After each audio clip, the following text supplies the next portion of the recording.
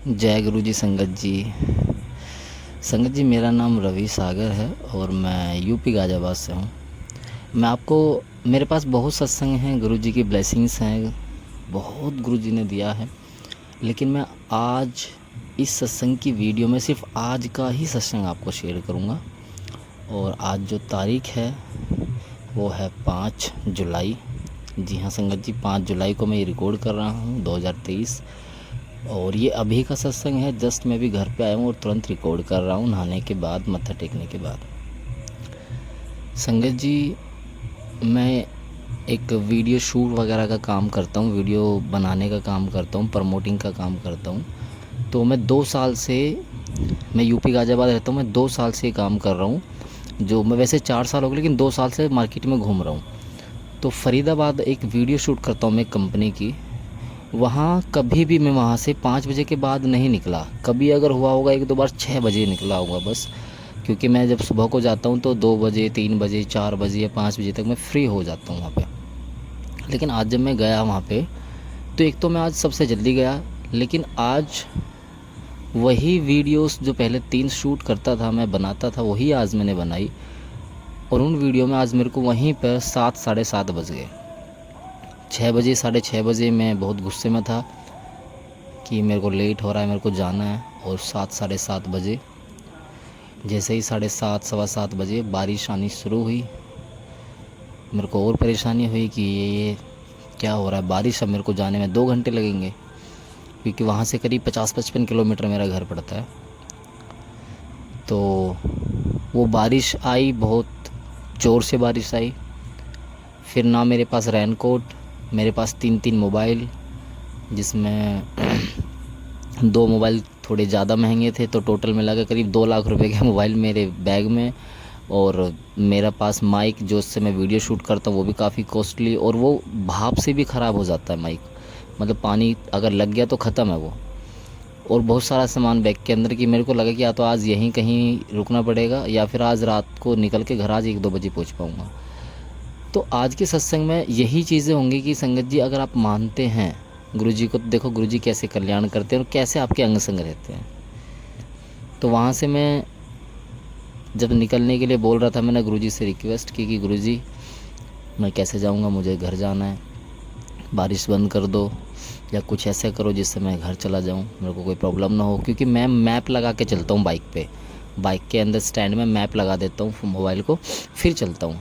तो अगर मैं बारिश, हल्की सी भी बारिश आई और मैं निकला और पानी फ़ोन में जाएगा, तो फ़ोन ख़राब होने का जो खतरा था, इसलिए मैं नहीं निकल सकता था बारिश में। फिर जैसे ही 15-20 मिनट हुई तो बारिश बंद हुई। बहुत हल्की हल्की बारिश आ रही थी, लेकिन इतनी थी कि अगर मैं निकलूँगा तो मैं गीला हो जाऊँगा और फ़ोन भी भीग जाएगा, क्योंकि अब 2-4 मिनट का नहीं, काफ़ी लंबा सफ़र है। तो संगत जी, जैसे ही वो बारिश कम हुई तो वो ऑफिस को बंद करने लग गए, सब लोग बंद करके नीचे आ गए। मैं सोच में पड़ गया कि क्या किया जाए।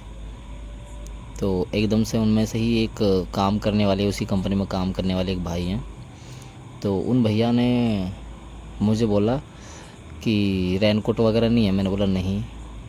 तो उन्होंने मुझे बोला, मेरी गाड़ी में एक रेनकोट रखा है और मैंने उसे आज तक यूज़ नहीं किया, नया का नया है वो भी।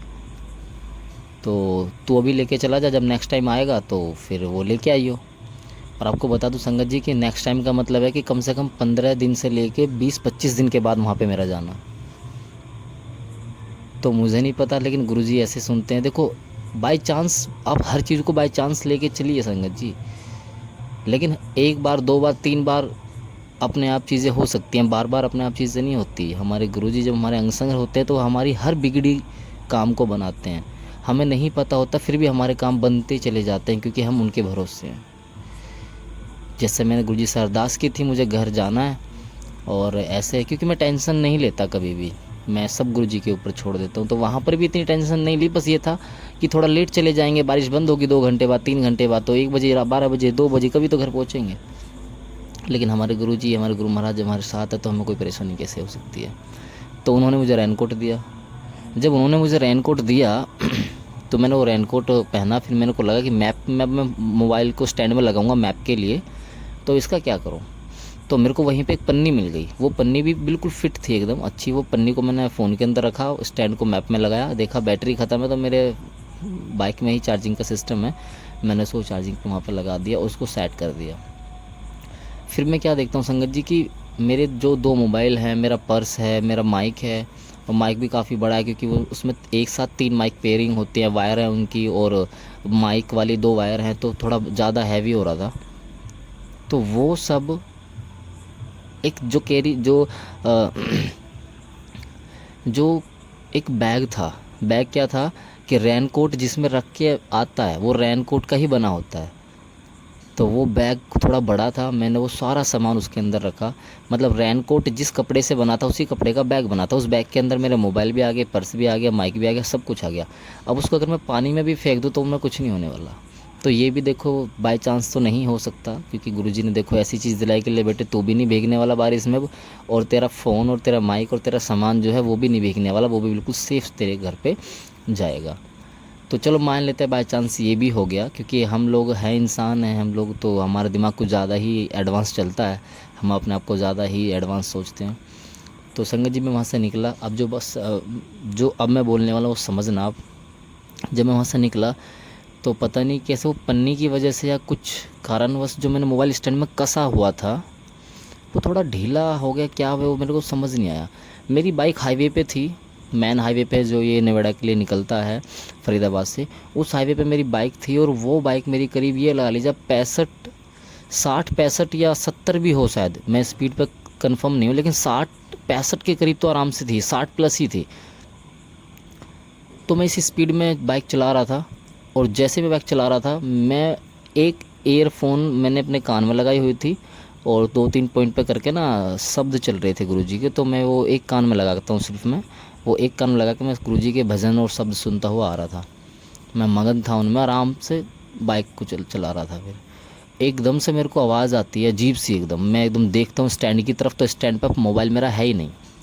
अब 60-65 की स्पीड पे पन्नी का प्रेशर इतना ज़्यादा था कि वो स्टैंड इतना कसने के बाद निकल के मोबाइल भाग गया।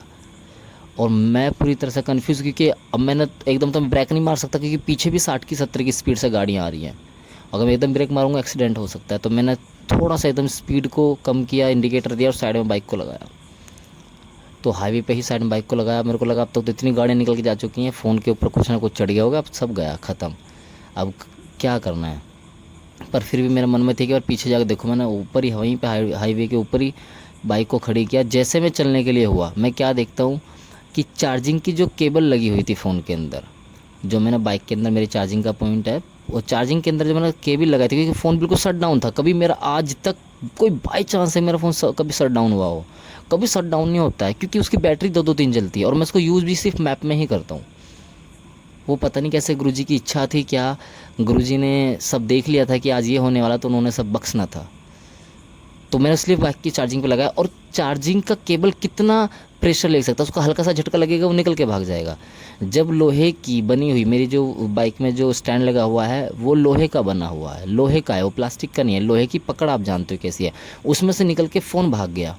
लेकिन उस छोटी सी वायर ने रोक लिया और इतनी दूर तक लेके गई, और वायर पे लटका हुआ था वो बाइक के नीचे, जहाँ से टायर थे, जहाँ तक इतनी बड़ी वायर थी वो चार्जिंग की, वहाँ लटका हुआ था फ़ोन। आप अगर अंदाज़ा लगाएंगे, जब 60 की 65 की स्पीड से गाड़ी चलती है और फ़ोन अगर एकदम से छूट जाए, तो हवा का प्रेशर इतना होता है कि चार्जिंग की केबल फ़ोन को नहीं रोक सकती। लेकिन चार्जिंग की केबल, मैं फ़ोन लटक रहा था नीचे और मेरी बाइक चल रही थी। फिर मैंने एकदम, मेरी निगाह गई कि फ़ोन तो लटका हुआ है नीचे। फिर मुझे हमारे गुरुजी याद आए। तो ऐसे हैं हमारे गुरुजी, एक बार, 2 बार, 3 बार, 4 बार, ये हर बार बाय चांस चीज़ें नहीं होती। आपकी श्रद्धा क्या है, आप मानते क्या हो, आपके भाव क्या है, उससे चीज़ें चलती हैं। क्योंकि जब मैं वहाँ से निकल रहा था तो मैंने गुरुजी का मंत्र जाप किया और गुरुजी को बोला, गुरुजी चलिए आज अब घर चलते हैं, और इस बारिश का, इस मौसम का आनंद लेते हुए चलते हैं, आपके शब्द सुनते हुए चलते हैं। तो गुरुजी मेरे साथ चले। उन्होंने मेरे फ़ोन को सेव किया, मेरे माइक को सेव किया, मेरे सामान को सेव किया, मुझे सेव किया। और मेरा फ़ोन आज गुम हो जाता, टूट जाता, खो जाता, उसको बचाया। जो मेरा 24,000 रुपये का नुकसान होने से भी उन्होंने बचा लिया। उसके बाद मैं आ रहा था रास्ते में, मैं अगर स्क्रीनशॉट स्क्रीन पे अगर शो कर पा रहा हूँ तो आप देख पा रहे होंगे, कम से कम 2 घंटे से पहले वहाँ जाम से कोई निकल नहीं सकता था। गुरुजी ने एक आइडिया दिया, जो डिवाइडर होता है, जो पुल के साइड साइड में रोड रास्ता बना होता है, कुछ बाइक वाले उस पर चढ़ा के सीधा लेके जा रहे थे। मैंने उस पर बाइक चढ़ाई, तो जो 2 घंटे वाला रास्ता था वो मैंने मुश्किल से आधे घंटे में पूरा कर लिया, क्योंकि उसके साथ साथ साथ साथ लेके चले गए तो आराम से बाइक की जो निकल गई। तो गुरुजी ने पता था कि अगर आज इस जाम में फंसा तो ये 3-4 घंटे तो गया। कम से कम संगत जी ज़्यादा नहीं बोलता, लेकिन 3 किलोमीटर से भी ज़्यादा का जाम था। तो वो सब जानते हैं, उनको सब पता है, बस आपके भाव कैसे हैं वो डिपेंड करता है कि आपकी ज़िंदगी कैसी होने वाली है। इस सत्संग में मैंने कोई बहुत बड़ी बात नहीं बताई आपको, सिर्फ छोटी सी बात बताई, लेकिन इस बात से ये पता चलता है कि अगर आप एक बार गुरुजी को पुकारो और एक बार गुरुजी से ये बोल दो कि गुरुजी चलिए मेरे साथ, तो गुरुजी हमेशा आपके साथ होते हैं।